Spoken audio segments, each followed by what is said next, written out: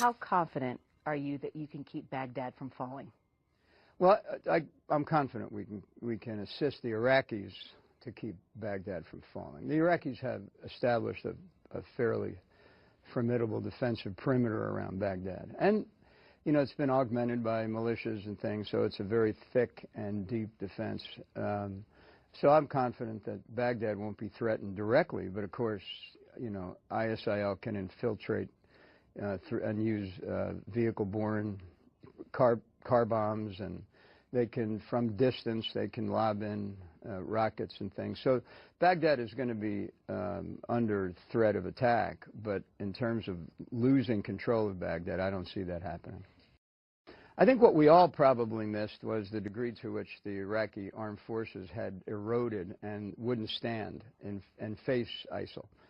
I think we all missed that. Almost 7 a.m. on the morning after a night of rioting in Diyarbakir last week, this Turkish police team forces its way into a Kurdish public building. The official motive, suspicions that injured protesters have taken refuge inside. The police came in through the balcony after they broke the outside doors. They came in through here. They broke the locks with crowbars. They broke them all. Mazar is in charge of a Kurdish aid group that dispatches food and medication to Syria, with most of it headed to Kobane. Suspicion of the Turkish state is rife. Many here fear the break-in was cover to plant surveillance devices. Slowly but surely, Turkey has been getting bogged down in the war against ISIL. Turkey provided its air bases to the United States. How can Turkey explain the feasibility of such a move? What if it will have to face unpredictable consequences? I want to use myself as an example just so that people have a sense of the science here. I shook hands with, hugged, and kissed, not the doctors, but a couple of the nurses at Emory because of the valiant work that they did in treating one of the patients.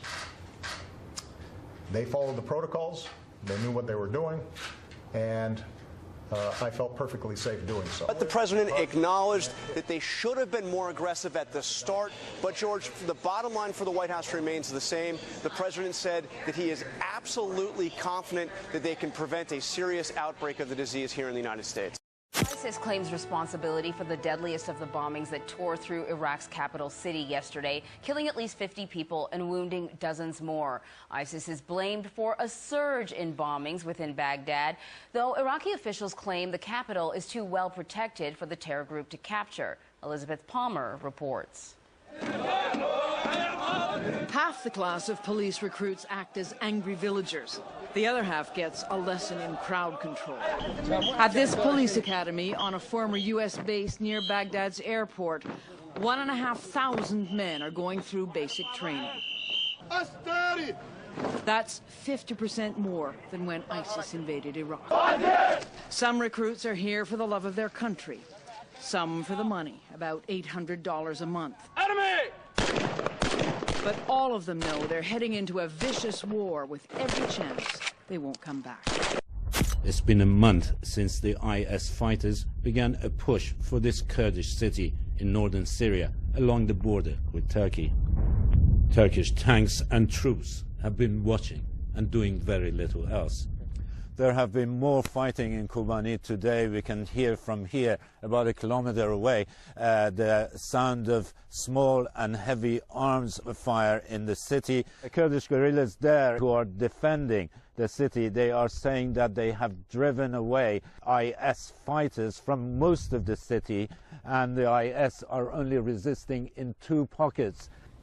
South Korea met for the first time in nearly 4 years to discuss military enemies, South Korea and its ally, the United States. So this is the closest we're going to be able to get to South Korea. It's right there, right in front. You can see some tourists right on the other side. We were supposed to go inside these blue buildings that are controlled by the United States, but apparently the doors are closed.